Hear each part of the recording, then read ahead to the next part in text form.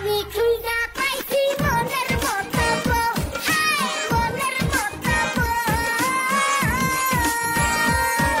গানটার প্রথম স্ত্রীর সময় যদি গাইতো আর এরকম ভালোবাসায় যদি দেখাইতো তাহলে আইসকা এই তামিম মৃধার দ্বিতীয় বিয়ে করতে হয় না।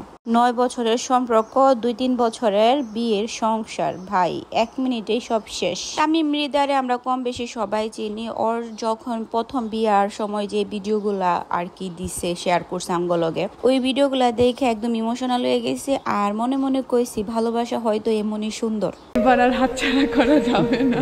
আমাদের জার্নিটা তো 2010 থেকে শুরু হয়েছে, 2009, সো অলমোস্ট 9।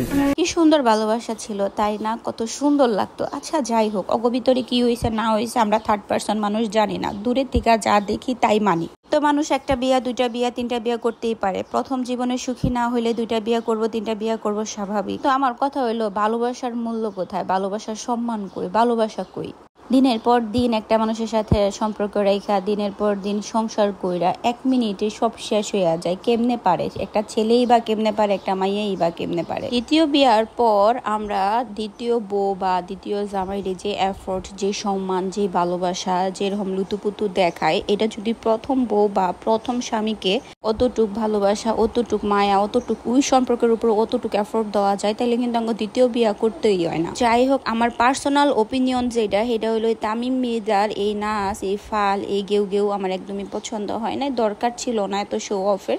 বিয়ে করছে ভালো কথা, চুপচাপ রাখাটাই দরকার ছিল, এই তাদিনাধীন না করাটাই বেটার ছিল। তো যাই হোক, যার যার পার্সোনাল ব্যক্তিগত ব্যাপার। তো আজকার এই আই লুকটা তোমার কাছে কেমন লাগছে অবশ্যই অবশ্যই কমেন্ট কইরা জানাইবা কিন্তু। আর দেখো আমার জুয়েলারি গুলো সুন্দর না বলো তো? আর এই জুয়েলারি গুলা পেয়ে যাবা bling house by Sadia Facebook পেজে, খুবই সুন্দর এবং খুবই রিজনেবল প্রাইসের মধ্যে তোমরা পাওয়া যাইবা। তো তোমরা যদি এই জুয়েলারি গুলা নিতে চাও তাহলে অবশ্যই ওদের পেজে একটা ইনবক্স করে দিবা।